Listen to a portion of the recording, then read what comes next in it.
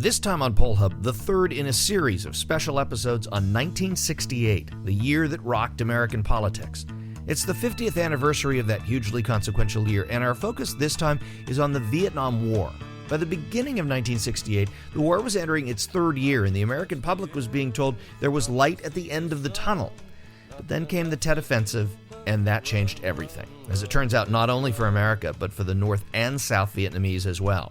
We talk with documentary filmmaker Lynn Novick, who, along with Ken Burns, made the epic 18-hour Vietnam War that aired on PBS late last year. Let's get started. Of the trees, witnessing the wild breeze. Come on, baby, run with me. Let's run. Welcome to Poll Hub. I'm JD Dapper, Director of Innovation here at the Marist Poll. This spring, at the Marist College campus here in Poughkeepsie, New York, we've been holding a series of discussions with notable thinkers about 1968. We've talked about the war, civil rights, political upheaval, not only about what it was like then, but how it relates to our current political climate. And our third guest was Lynn Novick, who recently completed the stunning 18-hour documentary The Vietnam War with her production partner Ken Burns for PBS. It's the latest in a string of genre-defining work that includes, among others, the Civil War, jazz, baseball, and Prohibition. Our discussion took place in the Hancock Center here at Marist in front of a live audience that included students, alumni, faculty, and staff. The regular Poll Hub crew, Lee Marengoff, Barbara Carvalho, and I led the discussion, and here's a portion of that conversation. 1968, such a pivotal year, obviously, for what we are studying, and as well for the country, and 5 decades ago. With Vietnam, it's really barely halfway of the time of our major involvement, if you start that at 65, and then what happens after. So how do you feel that 68 was so pivotal for Vietnam and for the project that you did? You know, when we started on the film, was in the year 2007, we decided to make this film, and it took us 10 years to do it. And we didn't know exactly how many episodes the series would be, or exactly what we would delve into in most detail, and 68 was so important. We ended up devoting 2 episodes to it out of our 10 episodes. So I think that tells you right there was so much that happened in that 1 year that it is kind of the fulcrum for our entire series, and obviously the fulcrum for this period. And I think it's time when a lot of things come to a head, and everything that happens before leads up to it, and everything that happens after follows from it. So that seems very clear. When we were working on the film, we originally were going to be broadcast in 2016, and we weren't quite ready, and the film had expanded a bit, partly because we had made the effort to include Vietnamese perspectives, and that took a bit longer and sort of gave us much richer material to work with. So we ended up delaying to 2017, which is when the year that our film was broadcast.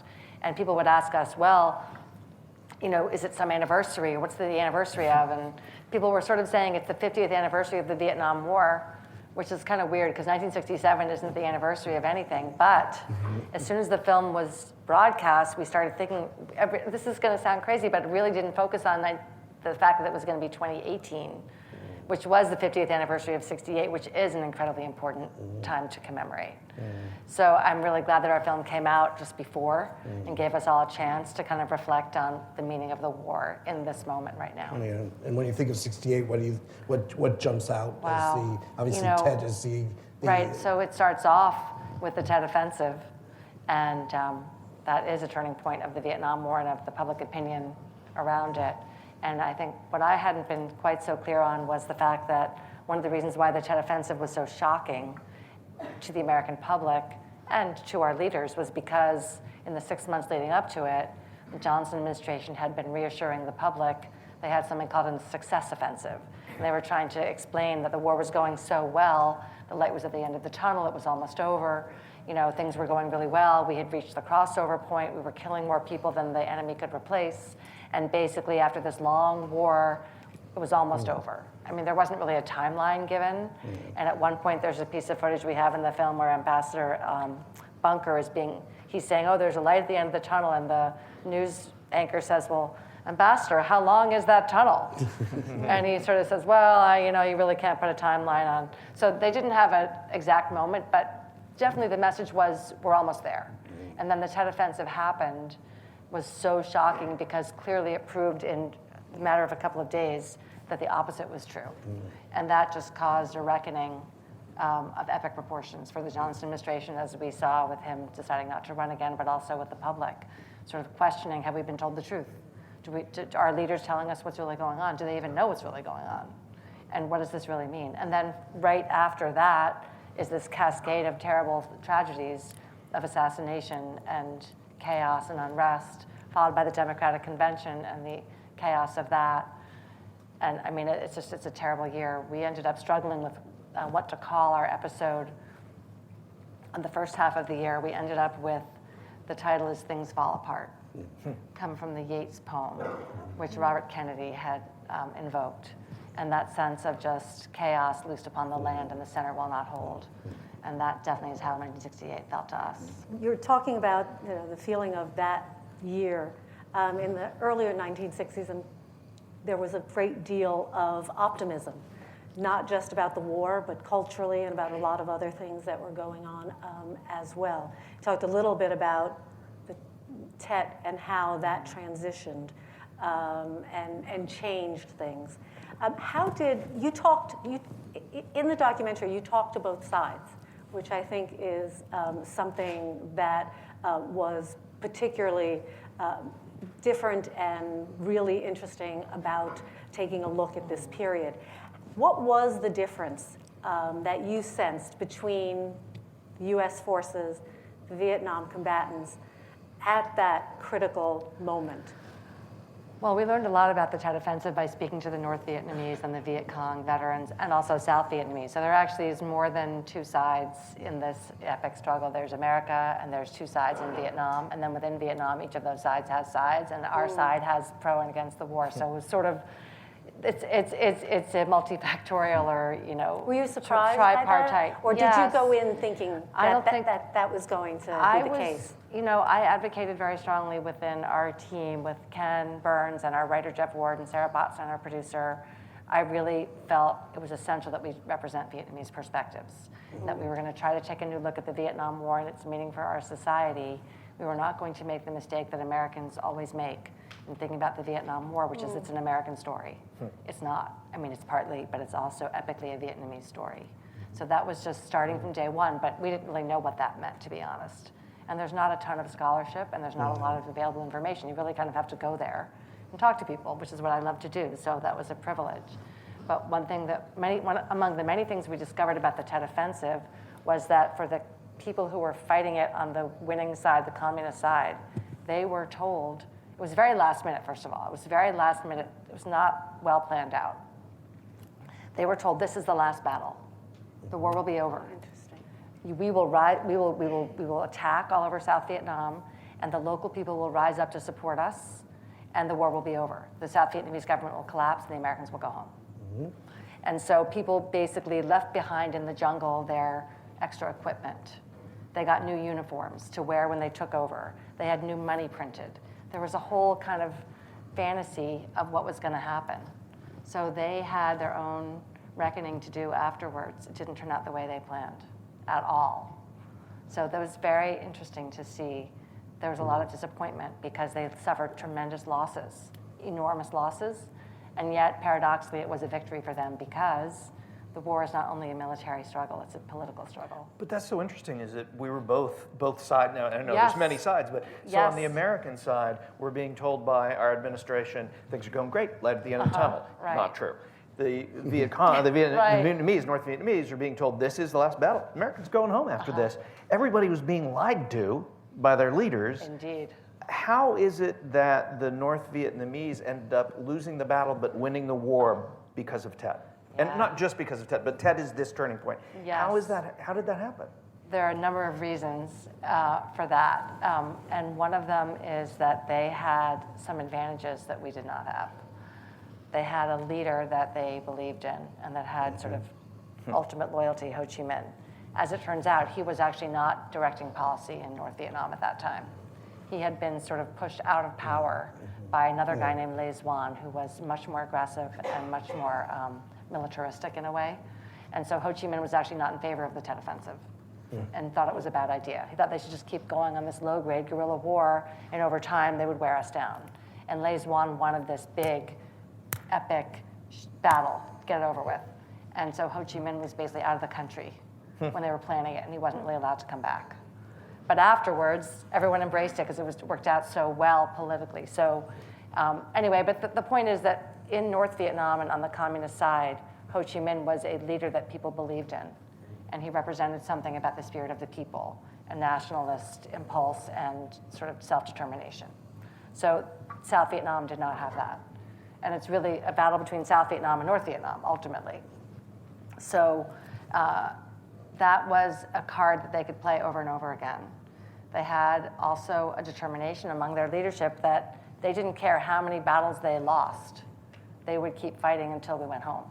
How did the people you talked to, the soldiers you talked to, how did they come out of that feeling like they were winners when they had lost so many people, and when the goal was, well, the end game was, we're going to win, the Americans are going to go home. The Americans didn't go home. They lost so many people, yet they have higher morale at the end of that than we did. How does that happen? Well, is it just Ho Chi Minh? No, it's not just Ho Chi Minh. There's a nationalist impulse. You know, there's kind of a sense, one of our interviewees said this the other day to me, I thought it was beautifully said. There was a sense we had manifest destiny when we Americans felt we had the right to overspread the continent and take it over, and it was our destiny, our right. The Vietnamese ultimately felt they had manifest destiny to unify their country. So if you just put, and it raises questions about counterinsurgency and how long is it to be sustained. And ultimately, what really comes into play is what is at stake for the American people? What are we fighting and dying and killing for? And if the government couldn't really explain after a while what it was for or justify that, and then you lose public support. So ultimately, without public support, you can't sustain a counterinsurgency halfway around the world. Whereas they, in North Vietnam, never really lost public support. Now, they also had total control of their media. So there was not an open, free press. So they weren't actually getting information about the losses, how many people died. They have no idea. Their sons went off to the south and they never came back. They were gone for the duration. So they didn't find out till the end of the war if they were still alive. So there was no room for protest or disapproval within the context of North Vietnam.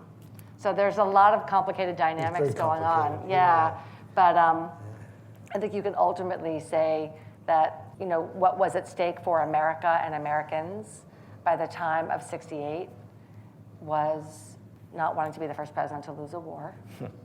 And how many Americans are going to go over and die for that? Or how many mothers are willing to lose a son for that? And we're trying to help the Vietnamese people, but in the context of that, a lot of them are getting killed.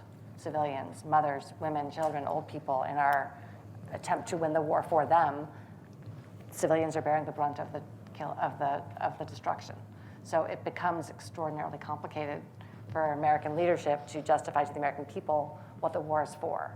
And once that got so murky, and there was no end in sight, it's sort of unsustainable. Yeah. The people you interviewed, the North Vietnamese, the Viet Cong people who you interviewed now, how are they looking back at what they experienced, and are they seeing it in any way differently than what they felt at the time? Yes, I think the answer to that, which is one of the most surprising, interesting things for us, was absolutely the answer is yes. And in fact, at the end of the film, we have an interview with a man named Nguyen Nop. He's in his 80s. He fought against the French, and then he fought the Americans. And he helped write the songs that motivated the troops to go to the South and to sacrifice for this great cause. And he, looking back, he says, Vietnam is more divided now than it has ever been. So the country was unified politically, but culturally and beneath the surface, the divisions between North and South, winning and losing, are very deep and have never been reconciled. And he said, we are just now beginning to ask the questions, was it worth it? Could we have It's achieved, the same questions. exactly. Again, Could the we have parallels achieved are justice incredible. some other way? Was this the only way we could have achieved what we wanted, which was to unify our country? And he was asked, was it a civil war or a war of national liberation? And he said, I don't know. I ask myself that question every day. So I think, I'm not saying everyone in Vietnam is reckoning, but I think our film has actually been shown in Vietnam. We had the whole film translated into Vietnamese. So you could watch it on the PBS site streaming in English, Spanish, and Vietnamese. And we let it be unblocked in Vietnam, and we've had several million people streamed it in Vietnam. And they're having some interesting conversations about just what we're saying. So, but there's also tremendous pride in having won the war, but a lot of bitterness and questioning about the kind of casualties that they sustained, because there's 1 million dead North Vietnamese soldiers, of whom 300,000 are missing.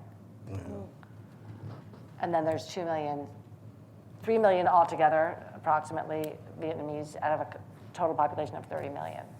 So it's quite a reckoning that has never really happened there. So. And you talk in the documentary about the fact that there is no single truth about the war. And I'm getting a sense that there's no single truth on either side.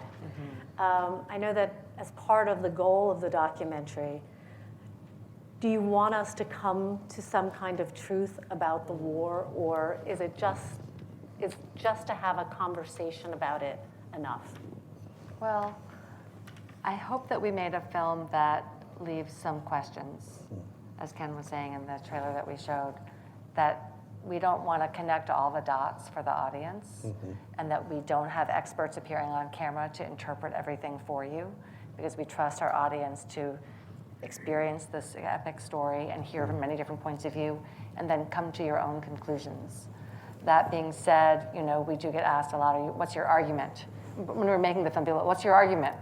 We're not trying to make an argument. We're actually trying to find out what actually happened, which is so complicated, as we just were saying. We just talked about Tet Offensive, but every aspect of the war is equally complicated. And recognize that you can't ever fully know the truth about anything, honestly, because it's a moving target. New scholarship comes up, new people tell their story. What's happening now affects how we see the past. That being said, I think there are lessons that we could talk about that are really, really important. And we don't, we don't stick a pin in them, but we think about them a lot. And one of the things that I find the most devastating about this story, which I found wrenching and devastating on many levels, was sort of the lack of accountability on the part of leaders in Vietnam and in the US to take responsibility, to admit they made mistakes, to understand what they're doing, to make good decisions, to be mindful of the cost of what they're saying and doing, to be honest with the people that are willing to sacrifice for them. You just, over and over again, you hear private conversations among leaders. Not in Vietnam, we don't have access to their private conversations, but here we have these incredible tapes of Johnson, Kennedy, and Nixon, saying what they really think. And then you see them go out in front of the TV cameras and say basically the exact opposite. And so that sense that our leaders should be accountable and they should tell us the truth. That seems And that's important. so damaged the institutions. It damaged the institutions and our faith in ourselves and them. Yeah, that's that year when we as pollsters look at the faith in institutions question, which has been asked a lot recently for a whole variety of reasons. But we go back to 1968 where Gallup was doing these, and that's where you begin to see this fall off, and then through Watergate and everything else.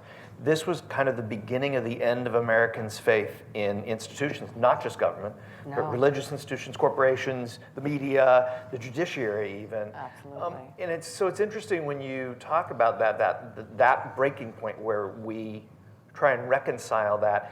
We haven't come close to reconciling that. In fact, we're living, it's more poignant today almost than it was then. I agree. It's very worrisome because, on the one hand, I could say to myself, look, people have told us they thought John Kennedy was a god. Okay, so before this disillusionment, loss of faith, there are people growing up who would do anything for this leader who they thought was a god. Well, we know he's not a god, right? So it's not healthy to think that our president is a god. They are real people. They do make mistakes. So we have to be more realistic and maybe skeptical. But by the time you get to Nixon, and you're saying he's a crook and he lied to us and he's only interested in himself, you've gone from skepticism to cynicism. And then it's sort of a screw you, I don't care, nobody cares about me, I don't care about them. And that seems so toxic and terrible. Isn't that where we are? That is where we are. Yeah. We have not gotten back. Somewhere in between there, we lost something that we have not recovered. So does reconciling the Vietnam War, if this was the start of it, does that help us get over that hump and start to fix that? Well, maybe on some level it does. It could. I don't know if it does. In the sense that we as citizens in a democracy also have a responsibility. We're not children. You know, we should hold our leaders accountable. And that's one thing that I think you see through the 60s that has caused a lot of dissension or polarization today. But the sense that citizens in a democracy should stand up and protest and speak out and hold our leaders accountable for the reasons we were just saying. And you see that in the civil rights movement, you see it in the anti-war movement, the women's rights movement, the environmental movement. There's a moment in the film where I interviewed a he was a fighter pilot during the war. He became Chief of Staff of the Air Force, Merrill McPeak. And he said that this was a time of this great foment, unrest, all these protests were happening. And this great rock and roll music was kind of the anthems of that time, this great, brilliant music speaking to the voice of the people. And he said, when I was in Vietnam flying, missions, I turned the volume up on all that stuff. And he said, that's what I was fighting to defend.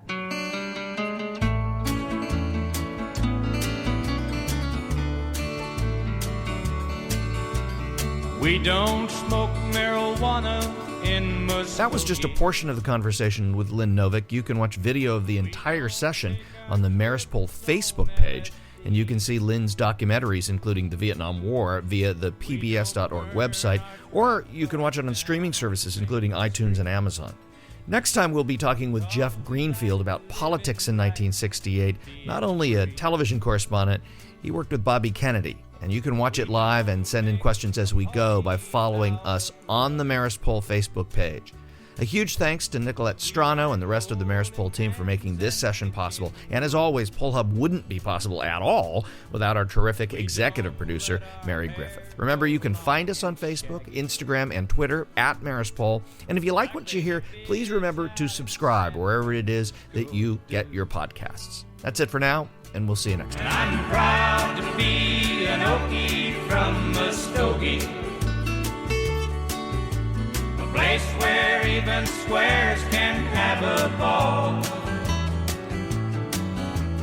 We still wave Old Glory down at the courthouse, and white lightning's still the biggest thrill of all.